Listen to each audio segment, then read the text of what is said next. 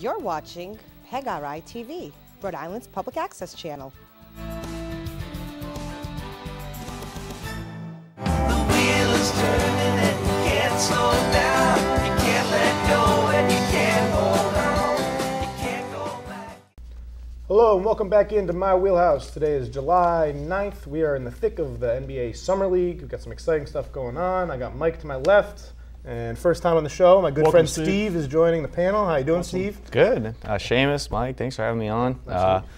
Watched episodes for a couple of years now, and it's been hard to coordinate me getting on the show with me being a few thousand miles away in Alaska, but I'm happy to be here. Well, you got some far-reaching friends. I mean, is somebody still in Dubai or where? He was just home for the past week. Really? We spent the Alaska 4th of and July. Dubai. But we just participated. I think you would enjoy this. We just participated in or I didn't play, but Steve lost in the finals very heartbreakingly. The WBL Wiffle Ball League. Oh. Mike has Wifflesticks. We call it Wifflestix because my daughter's married to a Brit, and he doesn't. He picked up baseball a lot faster than I picked up cricket, but he calls it Wifflesticks instead of Wiffle balls. Okay. So we had remember the first time we played? The first time was absolutely the best time because you were allowed to use any kind of a bat. You could use anything. So my God, you could bring a telephone pole. So I used the street sign, I used a ping pong paddle, and we dominated, but then the rules got much more strict and you could only use a wiffle ball bat. You wore capes? Didn't you wear capes? I had a cape. I had a cape in my initial game, but Steve tragically lost. That one goes down in history. So every time when they come over in the summer from the UK and spend 2 weeks here, we have a Wifflesticks tournament. Okay. Now it's at my other house now. If it aligns, you can be on my team next time they play. I would love nothing more. It's a fun day. Before we get to the wheel, on a more somber note, rest in peace, Frank Ramsey. Excuse me, Frank Ramsey. Jack no relation. Different guy. But can you give us a couple quick things about Frank? He's 1953, so I would have been 4 years old when he was first drafted, but then he was there for 8 or 9 years. So I remember the tail end of his career, and obviously the things about him is he's the first six man. Right. And Red Auerbach's concept of the six man, it's his invention. And you go Ramsey, Havlicek, Paul Silas, and Kevin McHale for about 25 years. I don't think there's ever been any team that's ever established a six man since in that way. You know, across the league, you've got it that way. He was a unique player. He was a great player at Kentucky, about 6'3", a very gifted player. And when he came into the pros, I remember my dad used to coach our CYO team, and we had this with St. John Vianney, and we had this priest, Father Ford, that used to come work with us. And he used to do this impersonation of Frank Ramsey. And his impersonation of Frank Ramsey was, you give him the ball, and he puts his head down, and then he just goes bizarre down the court, all the way down, and shoots and throws it off the backboard. Then he grabs it all the way down there. So he brought that kind of energy to the floor every time. Sounds like a player you wouldn't like. Why? Oh, yeah, he was a wild. He's wild, but he did average 13.4 points a game. Made the Hall of Fame. Yes, got 7 rings. And was a real tough player. Very well respected, and rest in peace. We'll do our best to remember him in the years moving forward. I don't got anything else. We can send it to the wheel. We got an interesting slate of different topics. That was a very gentle throw. I liked it. No, that was nice. It was nice. I didn't mean that works. Absolutely. Yeah, we'll see how it goes for the second spin. This is for all the teams? I asked you to do all the teams. We're not going to go through every single one. So basically, the power rankings of the NBA teams, it probably isn't going to be concrete because these teams are not going to be the same teams as opening night. We have still several months before the NBA season starts. But I just wanted to know your top 5. And then we're going to sprinkle a few interesting teams in here and there. So what's your top 5 teams in the league? The top 5 is pretty easy, really. Okay. It's Golden State, Boston, OKC, Houston, and Philly. Okay. Does anybody disagree with that? That's really close. A lot of people do disagree with that, but I have a similar top 5. I just have LA instead of Philly. So I have Philly 6. You're not just a LeBron freak. I just about got them making the playoffs. You got the Lakers at like 13th. Yeah, and then I got a little note next one. They're going to lead the league in pouting. They're going to be the best pouting team in history. Can you just picture him when LeBron has the ball and Rondo can't? He's just going to be off the corner with the Rondo pout. And then when Stevenson comes in, you get the Stevenson pout. And then when LeBron gets abused, you get the LeBron pout. So what parameters did you use to make a power ranking? And if they have a trade for Carmelo, is it record or is it more so like in a playoff series who's going to win? Is it best team or is it best record? What parameters did you use to make this judgment? To make the judgment on just the Lakers? No, on the whole thing, on your whole list. Why are your teams above other teams? Because they're going to have a better record than another team, or is it because this team's better and Philly and Portland would beat the Lakers in a series. A record that. Okay, so you do it by record. Okay, that's fine. Yeah. How do you feel, Steve, about I have LA at 5. He has them at about 12. Where do you think the Lakers with LeBron should land in the pantheon of teams in the league currently? Well, I'd like to go on a little bit of a tangent. Okay. So listing your top 5. Yeah. Maybe Oklahoma City, I think, is ranked pretty high. Would you have them at 3 there? We both have them at 3, which is definitely another. I agree. There's still talk that Paul George is going to get traded. Is there really? Just can't even what? Yeah, but it's just so much talk. It's just ridiculous. Well, the reason I think that they deserve to be that high, I think that they're pretty close in the race with Houston. I think these two teams are pretty even. Coming into the year last year, I thought Oklahoma City was going to be a stronger team than Houston, but due to obvious pitfalls with Melo funking up their offense, inconsistencies with Westbrook and Paul George basically being streaky from month to month, and they with had Billy, and they had a key injury to a key defensive player, Andre Roberson, who was probably going to be an all-defensive player when he's healthy next year, and a lot of ineptitude from Billy Donovan. So moving forward, it's already been rumored that they're removing one of those factors, being Carmelo Anthony. He's either going to get stretched and is going to be irrelevant, or he's going to get kicked out of there and bought out. And then another factor is Roberson's healthy and he's going to be coming back. And so the only thing that could hold them back still is Billy Donovan still kind of struggling to figure out the pieces in the right manner. But I think that they have enough positives moving forward. They're going to be, if not the best defense in the league, top 3 defense in the league. It's going to be It's going to be Boston, OKC, and that team's going to be a whole lot less stressed. Yes, I agree with that. I agree with that. Donovan's not going to be as stressed. You get Carmelo out of there, and I'm always been on. I'm excited for that team, and then conversely, I think that Houston. So back to Steve and the Lakers, though. I want to hear Houston. Well, he'll do it. I think more likely than not, if you made a top 5, would you have Houston above OKC? Probably. I mean, they won like 60-something games last year. A lot of people think they're probably the number 2 team. Formerly, it was a hot take like 2 weeks ago if you said Boston was the 2nd team. I mean, I would say it's that Oklahoma City, Houston. It's a lot closer than it was last year, especially with. I think they're going to feel it a lot with the loss of Trevor Ariza. He's always been a player that I followed, great 3-and-D player. So I think people underestimate how much that's going to hurt them. I mean, especially in a conference that's so strong, and every night in and night out, they're going to be playing strong forward play across the court. He hurts that loss there. I mean, they still are going to have a strong defense. They still have PJ Tucker. They're probably still going to have Capella coming back. Chris Paul is still a very, very strong defender, but he was a central cog that filled a role defensively that they don't really have many other players to jump in and fit. And now a lot of his minutes are going to be going to players like Gerald Green, and that's a huge drop defensively, so that could be interesting. But what's your bottom 5? My bottom 5? No, I want to hear what Steve has to say about LA. Where do you think LA should be? So we established that parameters are set at based on record? Make your own parameters. No, make your own parameters. It's your ranking. I rank it, and I think if these two teams played each other, who would win? So I do it like best team if they play in the playoffs, or they play in the finals, or whatever it is. Conference. Okay. Yeah. I'll say somewhere in between that 7 to 8 range. 7 to 8. Okay. So you have that's taking the easy way. No, it's not. Why not? First time on the show.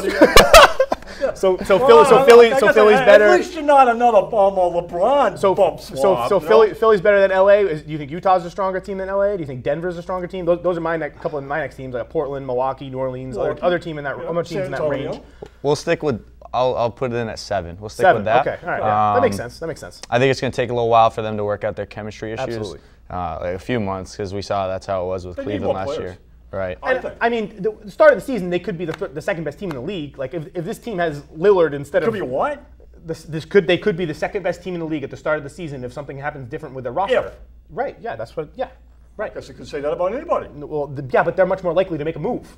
Boston's not making a move. Golden State's not making a move. Oklahoma City's not making a move. Houston's not making a move. LA probably going to make a move. I don't think that this roster is what we're going to be seeing on the opening night of the season. I think it's close. All right, your bottom 3 teams. I don't care about the bottom 5. Oh, too many bottom 3 though is good because that's what we're going to. Bottom 3. Brooklyn's the worst. Okay, I have them as the 4th worst, so they're not even in this conversation. Atlanta. Yes, Atlanta's the worst team. And then the surprise team that I got surprise. Phoenix. Wow, that is a surprise. I know. That's a shocker. I have Phoenix all the way up at 22. I think they're going to have a good season. I like that. I don't see it. Adjustments that they brought in. We just spoke about how important Trevor Ariza was to a team that just lost him. Yep. I think having him coming in as a good. That's not where they need help. But he's going to be a good role model in helping the immediate development of young swing players that need that type of direction in Josh Jackson and in Mikal Bridges. Those two, it doesn't even matter if there's no one else that is going to benefit from him being there. It doesn't even matter if Trevor Ariza plays 2 minutes a game. Him being there alone just for those two guys is going to help their team so much. They do need still a point guard. After watching a couple of summer league games, that's an understatement. A Kobo, it looks like he could be okay. He's not bad. He's not bad. He's not bad. But if he ends up being your starter, you've that's got a problem. Big problem. That's a problem. He's going to start some games. That's why I and got them down. And also I'm you're less relatively disappointed in 8. Okay. I think that was my immediate. I'm relatively disappointed. I give him, and we can talk we'll about talk it about him when he comes summer. up. Yeah. But that's I think people are. I think he's overrated, and they're not going to prosper because of him. This year. Well, Devin Booker is still their best player, and I think that Devin Booker is going to have a big season this season. I'm predicting a big season. That he's playing. He is not playing the point, Shay. I know. I'm saying he's going to. You said last week he would be their point guard right now. And that's pretty weak. For 15 minutes a game, Devin Booker is going to play point guard. Absolutely. Boy. There's a 100% chance that happens. I think they got problems. And I think you should watch more. I think the other teams that I pushed ahead of them, just to me, seem like they got more going. The fact that you think the Sacramento Kings are going to be better than the Phoenix Suns is awful. Oh my God, they look good, Shay. No, they don't. Yes, they do. Just because that's their full team. Their full team is playing in the summer league. That doesn't mean they're good. De'Aaron Fox and Bagley, and then your guy Harry Giles is really good. Yeah, okay. Well, that's a lot. De'Aaron Fox is literally like one of the too good to be in summer league. He's a top 3 player probably in the entire summer league. He's not playing anymore because he's too good. And then they have a number 2 overall pick. They have a more athletic freaks. Just because they have the strongest roster, it's because it's their full roster. Every other team is putting in breadcrumbs of their roster, trying to work out young players. The Kings have their full team. I think they're NBA ready. I think Bagley, I like them. I think Bagley's NBA ready. I think he is. I like watching them. We'll talk about them. I love this handle. I love that left hand behind the back dribble coming up the court, very quick, finding the open man. He looks like he's going to play different than he played at Duke. It looks like he's going to have more freedom. Who's going to be worse, the Kings or the Suns? I'm big on the Kings, so. That's crazy. But not what I was predicting. I think the Suns will be better. Yeah, I think so too. We'll do a couple spots. Not without a point Okay, well maybe they'll sign like Isaiah Thomas. Who knows? That would be a decent one. There's a better team for Isaiah. There's other teams around. There's other free agents around. Maybe we'll speak on it when we get to that. But I just want to do like 2 or 3 teams here and there. 13. Toronto. Where do you have Toronto on your list? It's kind of hard to completely disrespect them because they really got most of their pieces still intact. So I got them after my top 5. I got Utah, Milwaukee, and then Toronto. So I got them at a number 8. 8. Yeah, that's okay. And back of them, there's not a lot of teams that you could really say are better than them. I'm consistently low on them, and I've continued to double down on that, and I have them at 13. And I think the teams that I have above them. You think they're going to fall apart? I don't think they're going to fall apart. I think that even if they finish with the number 13's falling apart. 13 is them losing in the first round. 13 is falling apart. No, they could still have the second best record. How many games did they win last year? 50-something. They could still have the second best record in the league. They could still be the 13th best team. I think if they play Milwaukee in the first round, I think they're going to get slaughtered next year. If they play Philadelphia in the second or first round, they're going to get slaughtered. And these are teams. If you're thinking about 8 that are close. The Bucks are still good. If they play the Pacers, I bet you the Pacers are going to take them to at least 7. I like the Pacers. I like what's happening with them. I have them higher than the Pacers. I have the Pacers at 14, but I think it's an interesting debate. So my other big team that I wanted to talk about, what do you think about Toronto? How high do you have Toronto? Well, I'm looking at your list, and that really shocked me because I think based off their playoff performance, and it's like seeing the Grim Reaper when LeBron comes to town. It overshadowed that they had an incredible regular season, and I don't know. I'm still pretty high on them, and I think that's a team that the Celtics can't look past. I think that's a very good point. With LeBron gone, they become the team with the Celtics, and maybe they'll do better against Boston than they did against Cleveland. It's hard not to, Shay. They got most of their pieces back. I think the reason they may compete better with Boston. You can absolutely use LeBron as an answer for why their playoff success has not existed. But I think it says more about the ineptitude of their players' strengths and weaknesses transferring over into playoff basketball, where it's more physical, defense is heightened, and it's a greater focus on in-game coaching, and they struggle a lot in all 3 of those categories. DeMar DeRozan is a regular season star and a postseason dud. And Kyle Lowry is an aging star that depended a lot on his athleticism defensively, which is something that has tailed off in the past 2 seasons. They have a new coach. We'll see how he comes in. Maybe he'll change up the offense, stick to what the development is. I don't know much about Nick Nurse. He's just been on the bench behind Casey. But if he can be a better in-game coach than Casey, maybe. It's a question mark. But I think I like the likes of Portland, Milwaukee, New Orleans, based off of their proven ability to handle being able to transition to playoffs with their star players being able to perform in a Giannis and Anthony Davis, a Lillard. Even Denver, I think, is going to be stronger than them. Yeah, I got them at 13. But I know what you're saying. I mean, it's not crazy to think that they're going to be able to overcome something more. And Toronto fans definitely think that they have a shot at the finals. And who have you got on the fringe? On the fringe of playoffs? Playoffs, yeah. You know, and that was... so 17, my 15, 16, 17, 18 is Minnesota, San Antonio, Memphis, Washington. Minnesota's out. Okay. So we disagree on that a little bit. Just those. I thought my other surprise block. probably would be is that I've got Dallas right there. I have Dallas at 12. I like everything. You do. You got them in. I have Dallas at 12. I have no brainer. Whoa. I think they're going to be great. Yeah, I think they're really the team. I think considering where they were last year. I mean, I'm all in on Luka Doncic. Like I'm all in. He's not even playing though. And when he's going to play? He's not playing. I want to see him. I want to see him so bad too. He's not playing because he just played a 90-game season 2 weeks ago. That's why he's not playing. There's contract issues too, right? Yeah, it's not 100% hammered out. Rick Carlisle was he going to play it all in was on the booth. Rick Carlisle was on the booth with the commentators. We spoke before. I would have liked to see we spoke before we started airing on how pleasurable it is to be able to listen to coaches, GMs, front office members, even star players in this summer league in that format, and they really they give you a lot of info. Whether it's the Fizdale saying that there's going to be a starting point guard battle or whatever it is. There's always so much information that you can take from these guys in that area. But with with the Dallas team and Rick Carlisle, him talking about Luka Doncic and how excited he was about him and how excited he was about even like Jalen Brunson, how excited he was about Dennis Smith, how excited he was about DeAndre Jordan. DeAndre Jordan's the big change. There is still contract hang-ups. There's nothing like weird about it. It's just they haven't finalized it. So Rick Carlisle said he could play in the summer league, but he's probably not. I mean, summer league still stretches on. We still got another week and a half. I just love to he could play. I want to see him really bad. He looks like he's enjoying himself. He's smiling on the bench. He's talking to everyone. They show him a lot. I mean, he's the number 3 overall pick. I don't know. I'm excited to see him. I think Harrison Barnes will be a good third option there. So we both agree with Dallas. Yeah. Coming up. What do you think? Where do you have Dallas? Dallas? Maybe. We'll see. Probably 5th or 6th in the West. Really? Yeah. I was thinking like 6, 7. Big upgrade, though. Big upgrade. Oh, yeah. Mm-hmm. Absolutely. There's not really other teams I care about. How far did Cleveland drop for you? They're down 15, 16, 17, 18, 19. Yeah. I really, when you look at their starting lineup, it is just not, I mean, J.R. Smith, come on. Kevin Love is going to need to carry them. But Kevin Love, as a prime player in Minnesota, that was never a playoff team. It doesn't say much that they're under a lot of pressure for Rodney Hood to end up with them because they need him. They need him, but that's scary. Yeah, and also Colin Sexton. I mean, that's not that's a recipe for I agree. That's a non-success recipe. I have him 23, so I'm lower than lower than me. Yes. We can get to the wheel. Well, these things will probably change. My favorite thing about it is I do think it's a very clear 1 and 2. I think Golden State is obviously the best team, and I think Boston is very obviously the second best team.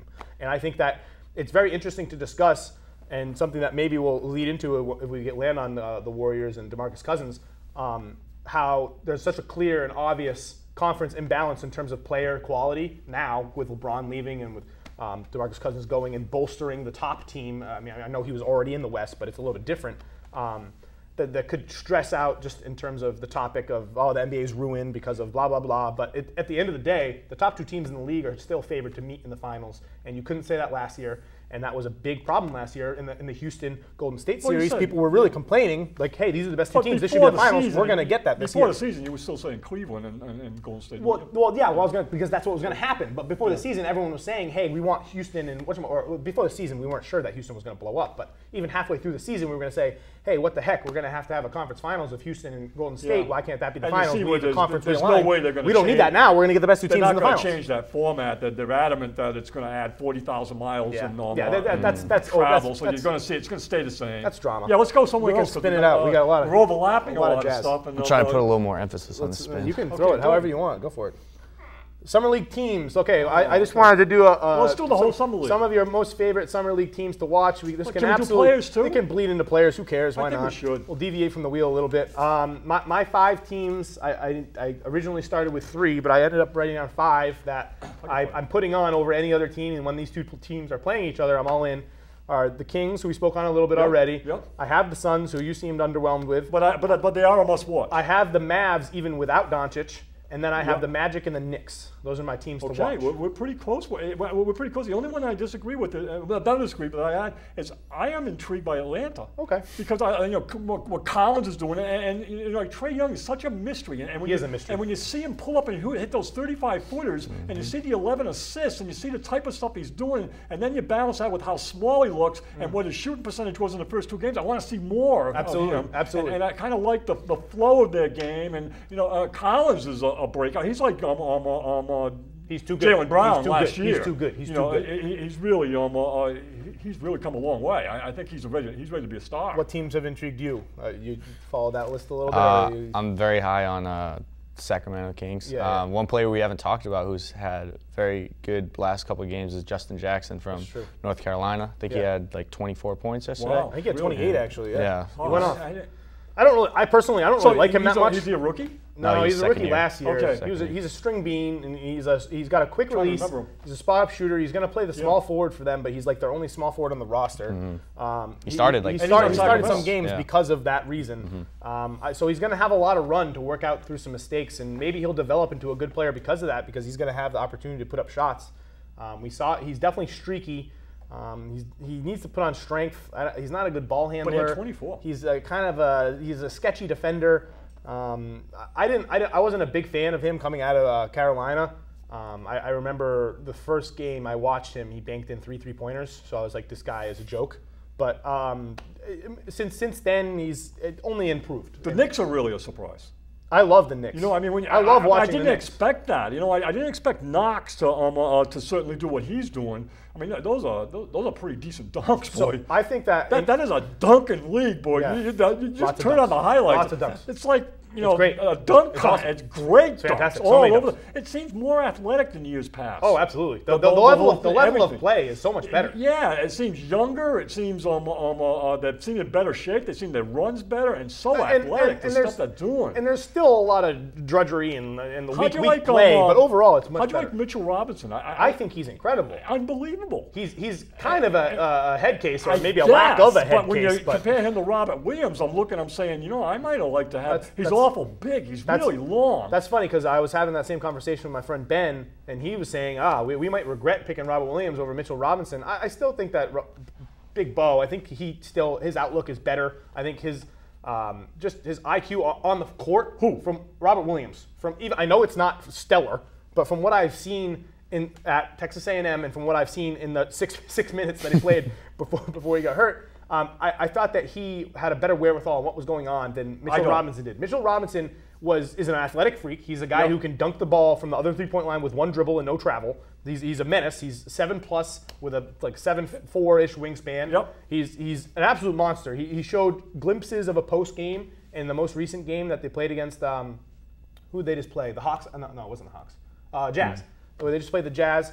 He was eating up that front court there, but that front court isn't anything to clamor home about. But I really liked what he is, and he's definitely an athletic. He's a springboard. He jumps out. I wasn't impressed with his acumen as a rebounder, but I think that he's going to be good. He's going to be a good second-round player. He doesn't have to do as many things as Williams does. He doesn't. Right. Where he's playing, it's more confined, and I think that he has a much better feel than Williams does. Yeah, that's where I differ. That's where I differ. Well, Williams is lost out there. I'm giving him a chance too, and I want to see more. We only saw 6 minutes. We only saw 6 minutes. Okay, in that 6 minutes, I saw an unprepared NBA player in terms of pick and roll. Okay. Absolutely unprepared. He has no idea on setting the next day. Brad Stevens had to hold a separate session on pick and roll. The head coach out there with Williams they're giving him a lot of patience. But man, when he sets a screen, watch how he moves off the screen. He has no idea. Yeah, he needs to work on it. He's still an athletic freak. But that's a long way to come. Where I watch Mitchell Robinson, I'll say, well, the stuff he's doing instinctively. Yeah, but you were impressed with his pick and roll play? I wasn't. No. I'm saying that. Okay, so you're going to say negative about some person, but you're not going to say the other guy has it? That doesn't mean anything. I didn't see him in the pick and roll the way I saw Robert Williams. Right, because he's not good at it. I'm also seeing where Robert Williams is significantly smaller. He plays smaller, so he's going to have more need in the pick and roll than Mitchell Robinson. I think in in general, the Summer League is a great place to test out It is. new things that you hope your young players will be able to develop in the coming years. So we got a 6-minute test so far. And John Collins is a perfect example of this. John Collins came in first game, first possession. He's running a pick and roll. Him as the ball handler. He's doing pocket passes over the top of the defense, lobs to Spellman and to other players. He's switching. He's doing step back, fadeaway, mid-range jump shots. He's doing things that we didn't see from him last year that he's probably not going to do a lot of this year, but just the fact that he's scratching the surface with those abilities, it says a lot, and it shows that he's practicing these things. I haven't ruled Williams out. I want to see more of him, exactly, too. where I'm paralleling that to Williams, I like the way he rebounded. Williams versus Robinson is I think that the structure of the New York Knicks and their coaching, they're emphasizing who knows what. Their offense is pretty lopsided and floppy and all messed up, whereas we're putting the players into an environment where they're going to be enacting the same roles that they will be on the Celtics roster. So we're trying to get Williams to get used to running pick and rolls because that's what he's going to be doing when he's playing with us. And yeah, he's not strong enough at it yet, but he will be. He's going to learn. I like Yabu better than him. He's played better so far. I like him better. I don't even know how to say his name yet. Who's he? Who? He's white. It looks like Tice a little bit. UTLOFF. I don't know his name either. He's played pretty well when I saw him. Yeah. And he's looking pretty good. Can we talk about Ayton a little bit? Yeah, absolutely. Jump to Ayton. Go ahead. Well, I think what brought it to mind is that we start talking about the bigs. There's a lot of good. Wendell Carter's looking good. There's a lot of bigs out there that are playing well. I'm seeing some things with Ayton that I don't like. One of them that I don't like is I think he's very, very easy to block out and keep off the boards. Okay. He doesn't. He's very stationary. I told you that before. He's a lot. He's not somebody that's doesn't have a lot of bounce. Okay. So where you're seeing the other guys, Bagley and Robinson and Bamba, and they've got spring, they got bounce. It seems like it's natural there. I'm not seeing that with Ayton. I'm not seeing him. He didn't do it in college either, where he doesn't get good position in the low post, where he's calling for the ball. So he's not. I know he had 21 last game. I didn't really watch it. I didn't see that game, so he had a decent game. But I'm seeing that he is not going to take them to the promised land, and that I think that team is going to, if they're depending on him to be the one that's taking the promised land, I don't know. But I'm a Bill Walton guy, and Walton says this guy, he bets on this guy big time. So he hurt his back. When? Before Summer League started. Okay, I didn't know that story. He has a 41-inch vertical. Okay. I think that he has plenty of bounce, and I think the way that you can frame your criticism. Bounce is different than vertical. I agree. The way that you can bounce frame is almost you see it and you run. The way that you can frame what you're trying to say is his applied athleticism might not be channeled in the perfect manner. So we're going to put it on his back? I'm going to put his ability to not bounce for rebounds. He's an elite rebounder. That's a skill that he was going to be coming in and going to have. I don't think he's an elite rebounder because I think that you can keep him off the boards. I don't know. Watch him. I don't know. I did watch him. Keep him off the boards. I mean, he's got amazing size and an unbelievable body on him. He's strong. I mean, he out rebounded. He's the proverbial aircraft carrier, that you're bringing in there. But to say he's another David Robinson, I mean, that's really bad. Obviously, that's a lofty comparison. And also, like I see when like that jump shot he took in the game, he had 10 points against did he play against Bomber but he played? It was like he gets a rebound offense and he takes it out and then he kind of, Yeah. It just didn't seem that he recognized the situation he was in very, very clearly. That's teachable. That's correctable. That's correctable. I'd rather have Bagley. I'd rather have Mo Bamba. I'd rather have Wendell Carter. I think that's a hot take. I think you should wait it out and watch a little bit more. You're right. All of it. That's something. Did you watch any of the Suns games? Okay. No, yeah. I thought that he looked all right out there. I think that he was underwhelming in terms of his assertiveness in the first game that he had when he had 10 and 8. But he's showing signs, and he's absolutely a baseline to baseline freak. He's a cheetah on the court. He's fast, and he's immediately, I think he's a top 30 strongest player in the league already. He's moving people out of the way. I understand what you're saying in terms of when a ball's in the air, maybe he's a little unsure of himself on how to position himself in the most favorable manner. Exactly. He's got good footwork. Maybe he's not sure on how to position himself favorably, but I think he's got it. I think that maybe the back thing is holding him down a little bit in terms of him willing to explode off the ground for a rebound. Another negative I pick up on him is that I've watched post-game interviews of Mo Bamba and Ayton. Well, yeah. Mo Bamba's like the smartest player in this draft. You can't compare those two guys. So I mean, I'm crediting him for that. Yeah, absolutely. That makes me like Mo Bamba more. And when I hear Ayton, it's like, man, I don't know. I can't see him being too much of a leader with his. I can't see his mindset being that his basketball IQ being potentially that good right now. When I listen to him talk, He doesn't need to be a leader yet. But I mean, he needs to be able to play the game, so to speak. And to me, Bamba, he may have it figured out. He looks good. He's skinny, and you know. What team or player has surprised you and made you excited when they're on the screen? For Summer League? Yeah. Throwback here. Yeah. R.J. Hunter. Wow, R.J. Hunter. Did you watch that game? The Houston. He couldn't handle. Who was he playing? Man to man. Was he playing Trae Young or was he playing? Well, in the game that he really had a hard matchup. He was playing one of the good young point guards out there. It might have been the guy from UCLA.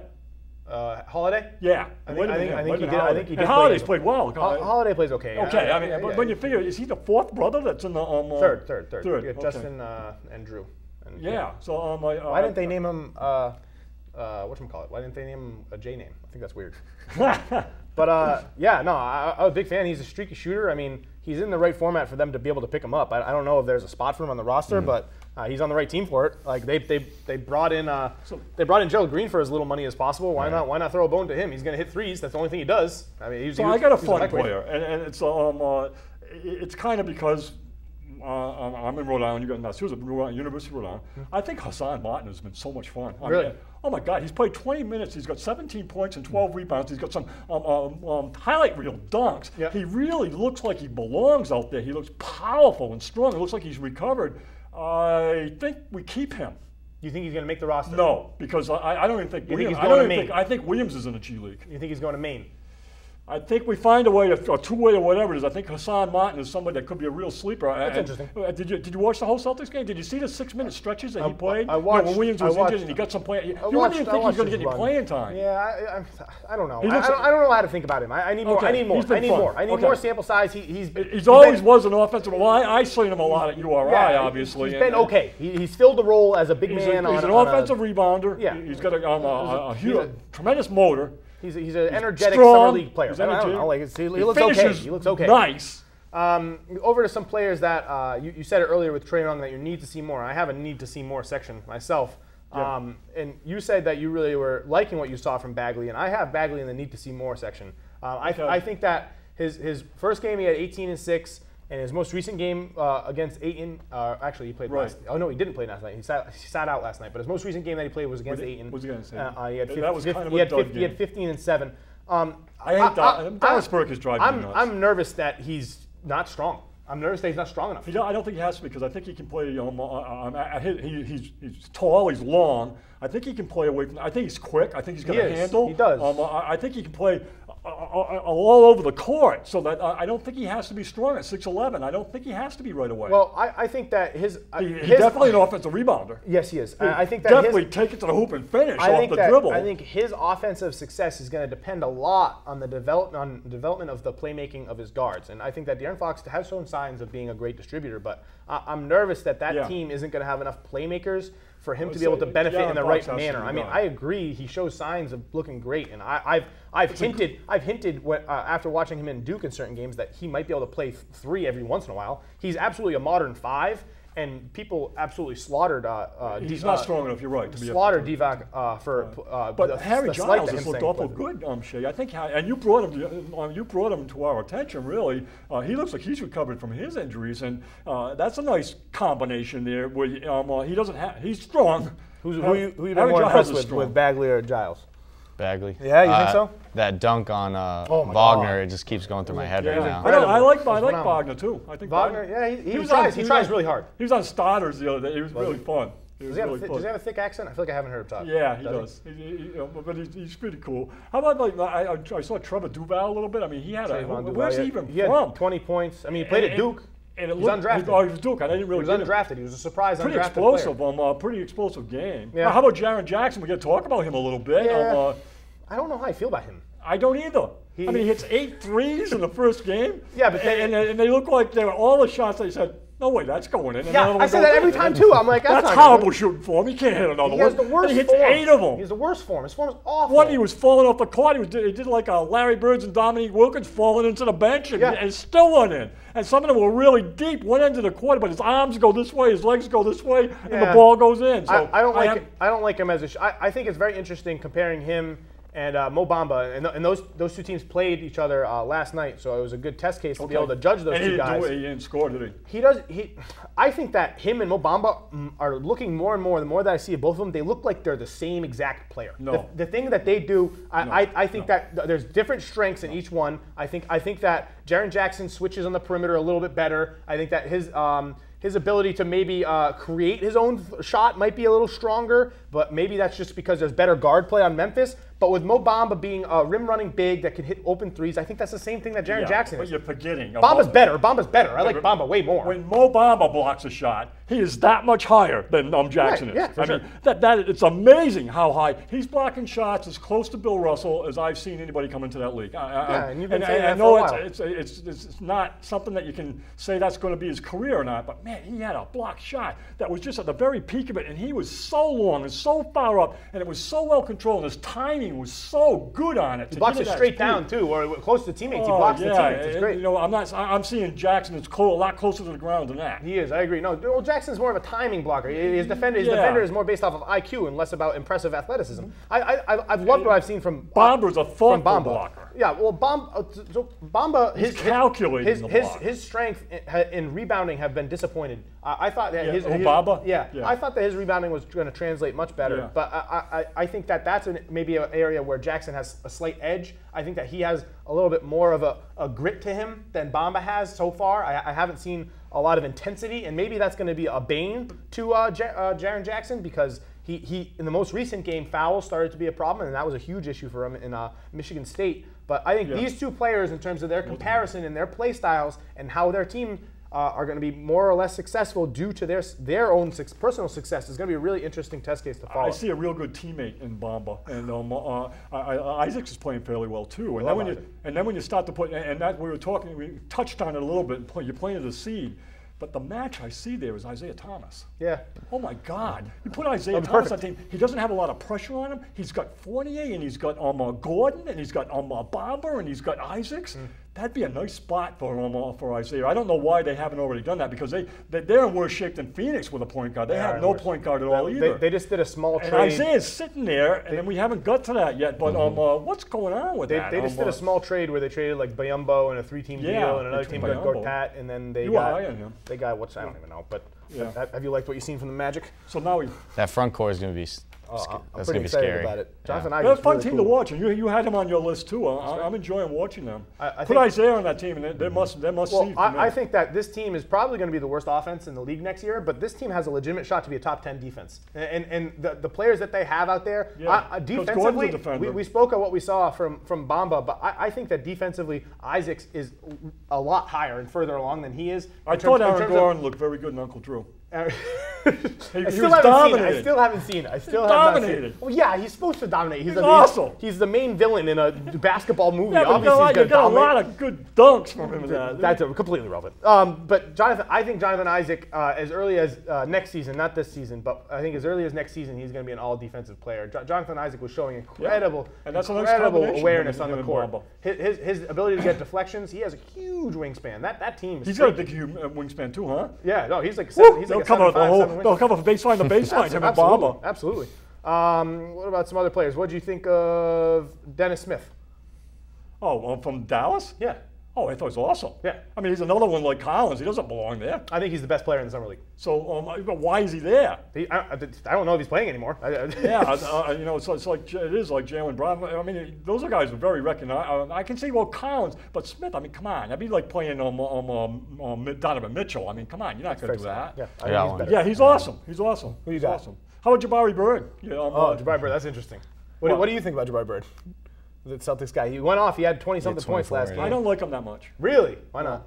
He's athletic. Oh, yeah. I think He's not going to make the roster, but we'll keep him around. I see him as a backup to a backup in the NBA. Okay. Who you liking? So Furkan Korkmaz. Oh, yeah. Yeah. 40. He goes for 40. I got him stinks. in down, too. Hot take, he stinks. He's terrible. He Bad. had 40. He's bad. Is that Yeah, a Summer League record? No, it's not. No, I'm just asking you. I've never seen anybody score 40. Donovan Mitchell had 42 last year. Okay, you know, I'm asking. That's what I depend on you for. Furkan is bad. Furkan, yeah, but he he had had 40. He 40. had 4 points the next game. He's bad. He's lame. He's going to be But a bench. I had him on my list, too. Because I watched that whole game, and it was like, Bench splinters. Bench splinters. That's what he's going to be getting. This guy's that game was preposterous. That was so lame. He was hitting a bunch of baloney shots. He's never made those shots before. What is that? but 40 is 40. 40 is irrelevant when it's 40 is never irrelevant. spotty shooting. Why? Do you like him? Do you think he could have a role? No, I just want to see what you guys know with that. I don't know. A couple more. I'll just go down my top 10 list. I had Dennis Smith 1. I had Fox 2. I had John Collins 3. We already talked about those guys. Yep. I had Isaac at 4. And then I had Isaac at 4. Yeah, I think Because he didn't have a very good scoring game last game. No, but his defense impressed me so much. And after followed up by he had a 20-point performance that was Did all Bob have a 20-point self-created. game last game? I actually don't had know four what dunks, I don't know what his final stat line was. 4 blocks. But he had he was impressive visually. Okay. And then after that, I kind of just had a clog of a couple different players. And in that clog, someone that's really interesting. He rolled his ankle last game, but I really loved what I've seen from Derek Jones Jr. High flyer who was on Phoenix last year. And then he got traded and signed with Miami for a cheap deal. But he's absolutely a human highlight film. In the first quarter, so many human highlight films he in that got league. hurt at the end of the first quarter, but it was to no avail of him getting. I think he had 5 dunks, and it was all in the first quarter. they were and every impressive. single one was thunderous. Yep. And he's a freak. And he's fast now, and he's developing a handle. He's a smooth lefty with his jump shot. He's hitting threes. He's had 2. Is he still with Miami? Yeah, he's had 2 20-point games. He's rebounding well. We spoke a little bit early on applied athleticism and maybe how that's something that DeAndre Ayton might be lacking. He is applying his athleticism, and he's an athletic freak. So if he can be smart enough and match his IQ with his ability to follow rebounds and chase down loose balls, Applied athleticism. I like that. it matters. No, I mean it's just a good way of putting it. That's But very nice. he's really impressed me, and he's definitely someone that came out of nowhere. Like he's not a draftee this year. He's not a rookie. He's just someone that's kind of been thrown onto the Miami roster, a team that I wasn't really that intrigued with. I now find myself watching. I didn't put him on my teams to watch, but the combination of Derek Jones with Bam Adebayo, I really liked what I've seen from him, and I hope he's in the dunk contest again this year. Give me another guy. No, I've already. You did all your guys. You did all your guys. Yeah, everyone that What do you think about Grayson Allen? I still think he's got potential. Yeah. I'm not crazy high on him, but I think he's going to play in the league. Yeah. Yeah. Got any hot takes on Grayson Allen? Who do they have? I mean, they have Donovan Mitchell. Donovan Mitchell, who's their other guard. I don't like Ricky Rubio. So he should be able to get. Raul Neto. So he can carve out a role. Yeah, this year. absolutely. I think that he's going to be an interesting role player. I think he's going to be in the league for a while. He showed his like per 36 averages are close to a triple double. He's doing very well. So did he have a little fight with Trae Young or something? No, that was stupid. I didn't watch it. Trae Young initiated it. He came up and they locked arms, and then Trae Young tried to draw a foul, but then he didn't even shoot the ball, and then they got tangled up and flopped over. It was lame. But I really liked what I've seen from Grayson Allen. He's been more effective defensively than I thought he was going to be. He's been quicker of foot than I thought he was going to be. He's been that same that's a good point. That same intense mentality. He carried that over. He hasn't done anything sketchy yet. We'll see if that continues. But he shows the ability to affect the game in whatever way the game needs to be affected. So he's coming in. He's not necessarily going to be a scorer unless he needs to score, and he's not going to be a passer unless he needs to pass. And he's getting down low and he's boxing out big guys. Sometimes they get the better of him. He looks good in the pick and roll. But he does. He's carving out what needs to be done, and I think that's an interesting player. And there's not a ton of players that do that, and he's going to fit in whatever role Utah seems necessary for him to fill. He could give you It's like a Marcus Smart type role. Yeah, kind of. Yeah, I mean they offer different he things, can but shoot a lot better. they offer different things. But in terms of what they mean to the team, I think he's going to be very similar. A couple more guys, and then we'll spin the wheel again. I'd rather have guys that punch you in the face and trip you. So I like Marcus a lot better. That's a crazy take. Okay. Well, I mean, whatever Marcus does, I'd rather have guys that. Well, what does Marcus do? You know? Sure, yeah. Get punched in the face instead of get tripped. I agree. It's much more up front, I guess. I don't know. I really loved what I've seen from Lonnie Walker the fourth. That's a good one. In San Antonio, I think that he's going to be able to get minutes immediately. Yes. Did he get that hairdo from Peyton? His hairdo That's is amazing. ridiculous. How tall is he without the hairdo? 6'4". 6'4" with the hair. 6'4", he's probably like 6'7" Yeah, with the hair. At least. He's explosive. I mean, he has a random section that just goes straight up. This section's hanging this way, and this part. He doesn't flap over his eyes. No, it doesn't. He can blind see. He him. can see. So it's like, imagine if you had a flat top, but there was like a mini nuclear bomb that went off and separated all the hair everywhere else or something like that. What? All hair team? Absolutely. Does. No, I've loved what I've seen from him. He's athletic, but he's not really fast. But his first step is so quick. And he gets by people lightning. He had a couple steals and defensively. He was over half court before the other guys even got started. Defensively, he was getting raked in pre-draft evaluations because people were really just like, oh, this guy, he falls asleep too often. He's going to struggle. But he came in. He was poking balls out left and right. He was in passing lanes, highlight dunks, and crossovers left and right. San Antonio does with guys. So San Antonio has a way of pulling the best out of guys. They'll find the spots for him. A big thing for him, he has a similar gene that we just said that Grayson Allen probably has, with that hard-working gene. I think he's willing to dive on the floor of balls. He's willing to go crazy. He'll guard up a couple positions, even if he's overmatched. I loved what I've seen from him. I'm really excited for his first rookie year. I think that he's going to play very well. I think especially when we see guard minutes going away with Tony Parker leaving. That was a weird one, too. You would have thought Tony Parker would have found a better fit than he found. Well, I think it was just like he followed the coach. Why wouldn't he go? I know, yes, definitely is. But why wouldn't he go to Orlando? Why wouldn't he go to Phoenix and have a place where he can play? Maybe he doesn't want to play. Okay. I don't know. I have no clue. It's obviously a head-scratching decision. Why would you go to Charlotte? I agree. It makes no sense. Yeah. The only good player on the team in Charlotte is a point guard. Why wouldn't he have done that with San Antonio? You know, why wouldn't he? When he would play behind Patty Mills at San Antonio, he's going to play behind Kemba Walker. I mean, yeah, San Antonio still has a lot of guards. It's just I think that Lonnie Walker will be able to separate himself. They still bring he would have been a nice match with Orlando. Yeah, he would have. I agree. I wish he went to Orlando. That would have been great for Bamba. If Bamba had Tony Parker, Bamba would be fantastic. Yep. But he doesn't have Tony Parker. He has Isaiah Briscoe. Yeah, exactly. It's like Isaiah Briscoe.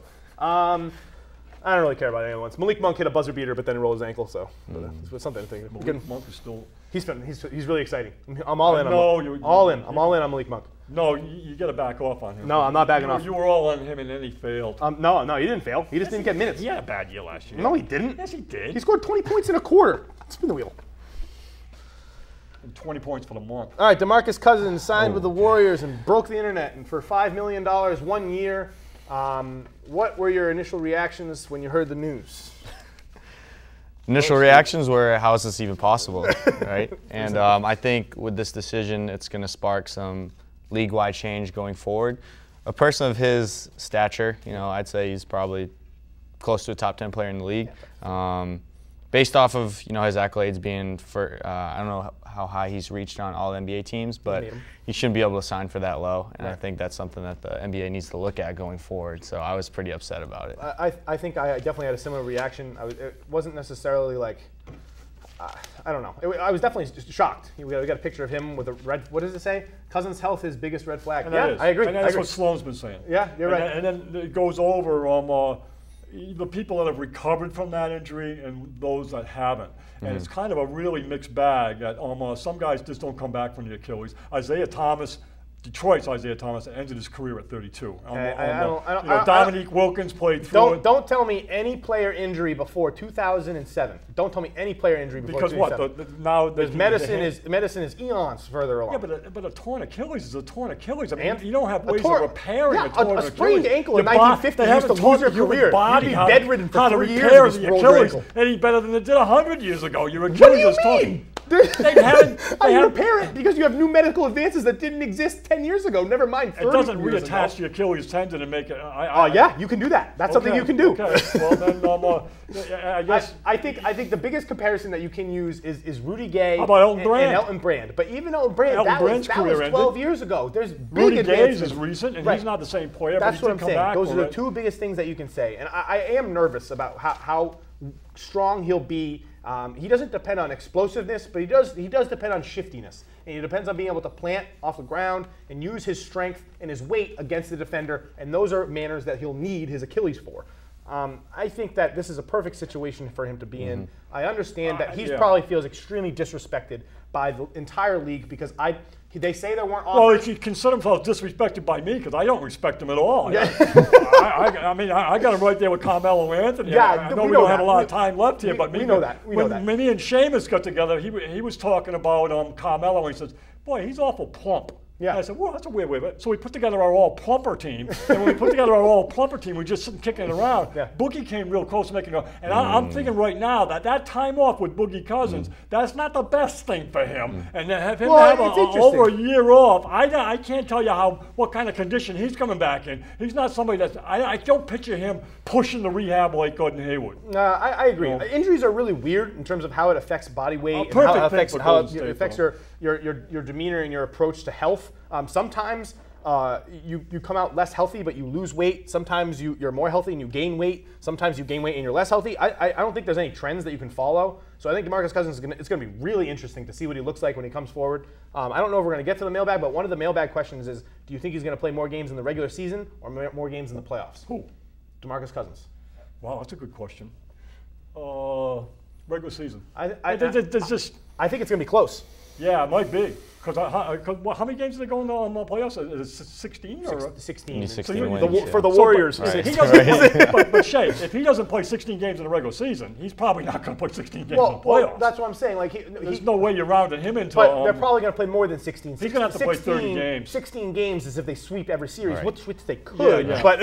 But I think it's probably closer to like 24 games. But So they do you can think play- he's going to play 24 games? Because 24 games Yeah. means He's he's perfect going to come for back. that team. Means he's going to come back like mid to late January, which is right around the timeline that he's probably on. He thinks he's going to be ready for Training training camp. camp. But I know, Yeah, but that's another reason why No, you can be but- a no, but- Boogie hater. That's ridiculous. Why do you not Training- want him to have that mentality? Absolutely, I want him to say that. I want him to think he's coming back Yeah. tomorrow. What do you mean? He's not. So what? he's- Oh, I don't know. But I might never come back. No, What do you want him I to didn't say? that. What do you want him to say? Well- I absolutely want him to say I'm going to be ready to play game one. That's what he should say. I want him to think that. That means he's going to push harder to get to that. So Hey, that's- against that- all that- medical advice, that- every single person's that- telling no, you no, no, that no, you you're- can't you're- possibly be ready to play, No, but you're- Boogie's still you're- going to. you're And contradicting I don't yourself. picture Boogie You're as the guy that's going to fight through that. You're Like, con- he's you're- going to be the guy you're that contradicting overcomes yourself. the Achilles quicker than any other athlete. not Boogie. You're contradicting yourself because that Okay, statement goes directly against him not being willing to put the work in to get on the court for training camp. I don't think he will. I think it's Hey, you probably, know who else made the probably likely it's all-plumper going to team? be December, January. Kyle Lowry made the all-plumper team. Really? Yeah, I remember Yeah, that. we just, we say he's a little bit overweight. He should Yeah. be, I mean, obviously Zach Randolph makes it. Oh, yeah, he's very plump. So. I think that he probably comes back early January, maybe late December. That's so unpredictable. It is very unpredictable. Probably a little bit earlier. He's probably going to be on a minutes limit. He's probably going to play in the stints from the second quarter and the fourth quarter when they have Durant and KD on the bench. So he's going to play a lot of minutes with Clay. And I think it's going to be great for him. I think he won't be doing too many minutes, and they only need him for a 2-minute stretch against the Rockets or against in the postseason. Just bring it up. Yeah, I think so. Klay Thompson. I mean, this never was brought to my attention before, but when you make All NBA, that affects your contract. Yes. I didn't know that. Yeah, it does. It's crazy. It is. So not making All NBA first or second team or all those things, they give you the max contract. You can't get a max contract. I didn't know that before. Max contracts That's are so strange. often That there's incentive actually and something accolade based. because that's so. Media affects how much money players make. It's very interesting. It's been So Klay Thompson. It's been talked over and over before that Clay literally could care less about money. Like he doesn't care. Like he could wear less. Like he's not worried. He's going to take a. So back to what you said because that's interesting. I do think, how do you regulate a player being willing? Oh, Jared Dudley makes the all-plump team. Yeah, sure. I just wanted to make very plump. How do you regulate a player being willing to take dramatically less money than what he's worth in terms of value for how good of a player he is? Because that is such an interesting debacle to be able to tackle. I don't know if you can do it. If you have to come out with a ranking system and you'd have to come up with minimum payments per ranking. And I don't know if that's something that they would be able to regulate. I don't know. I would love it if they did it because it would make the league so much. It would help the league so much. I mean, we talk kind of self-regulates because when nobody in the league gives Boogie a contract and nobody in the league is looking to give Marcus Smart a contract, that kind of settles how much they're going to get paid, and that's what's happening, especially with all the restricted free agents right now. They're not getting any offers, so that is settling them. So Boogie goes for $5 million. Marcus Smart may have to settle for. I don't like what the Celtics are doing with him, but I'm on their side. I mean, if the players can do what LeBron did, ownership can do what they're doing with Marcus Smart. There's rumors today coming out that he's probably going to sign. He's already been offered $11 million for a 3-year contract, a bigger contract than Levine or whoever signed for 3.